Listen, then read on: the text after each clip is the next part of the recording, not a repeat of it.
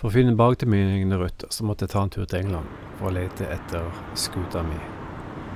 Portsmouth i Syd-England, en sliten pub med et kjempehyggelig inventar. Yeah. Market House Tavern. Okay. In the... Would you like bacon and eggs? Yes, thank you very much. Okay, thank you. Ja, så er vi altså på jakt etter en gammel legende, Queen Galadriel.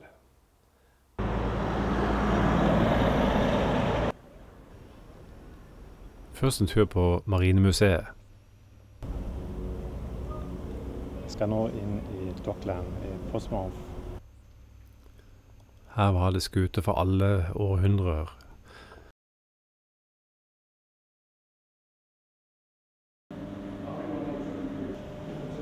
Svære dampmaskiner fra 1850-tallet.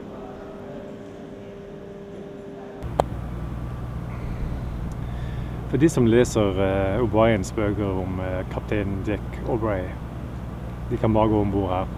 Her bak, her har vi livet hans.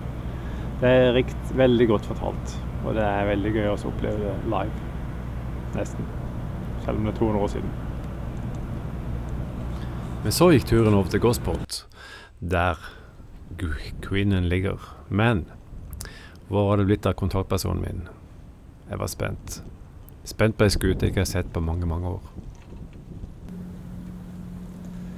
Sitter jeg her og venter på Charles Anderson.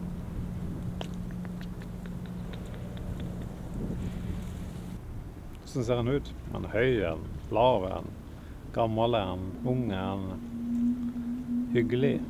Ja, han er hyggelig. Jeg har snakket med han på telefon. Men noe mer vet jeg ikke. Men så kom han. Og her lå hun. Og du var i sjøen på Gosport. Bygget i Svendborg i 1937. Her ligger hun. Else. Queen Galadriel.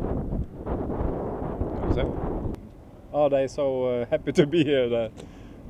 They usually at the beginning, no. Ah. No, they can't see the merit of going to sea at all. Ombord var Charles Anderson.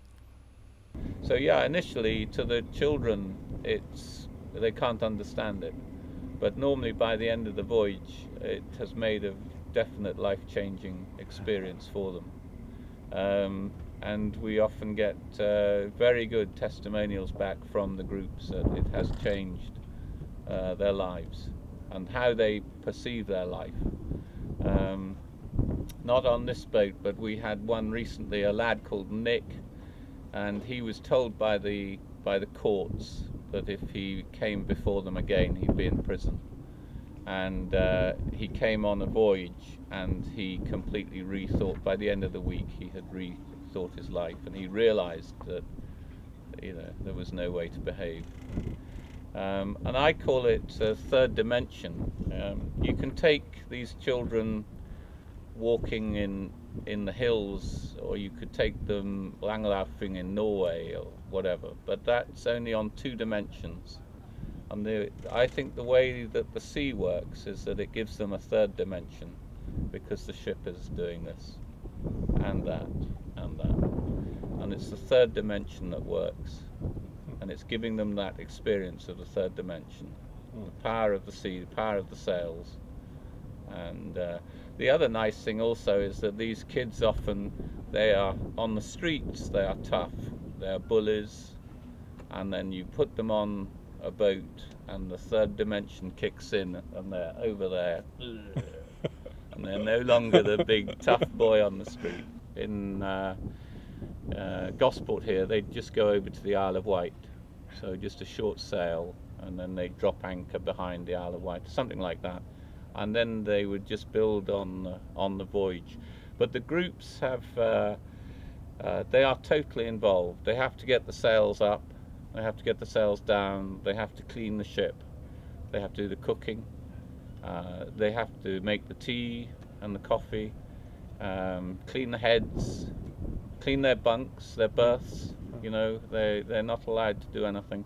And they get involved in the chart work down below. So where the ship is going, what the weather's doing. Yeah. So the crew totally engage them in the voyage. And again, it's very interesting because you often find children who've never shown any interest in, for example, mathematics at school. They're probably not even going to school. They suddenly understand when you give them a chart and some bearings and the current, the tide, and the speed of the vessel. They start calculating things, and they suddenly discover maths, subject they've never discovered before. They're told by the skipper to go and put an entry in the log. They actually have to go and write something in the log. They've probably never had to write anything in their life, but they now have a purpose, and that is again part of the third dimension. It's 200 horsepower. 200. It's a Caterpillar. Yeah. But we also do these rehab voyages with soldiers returning from Afghanistan with limbs missing, and once they're fitted with their prosthetic limbs, they then come on board to get confidence in standing up with artificial legs or pulling on ropes with an artificial arm, and we do a fair bit of that. So yeah, that's her main work, is mainly with children, but we've started with these voyages as well. Det var altså endeligte til Frakteskuta, Else fra Svendborg, med opphold i Limfjorden, på Fyn, 14 år på norskekysten, og så 30 år i England som lærskip for vanskestilte ungdommer. Og en medseiler i Tour Ship Race.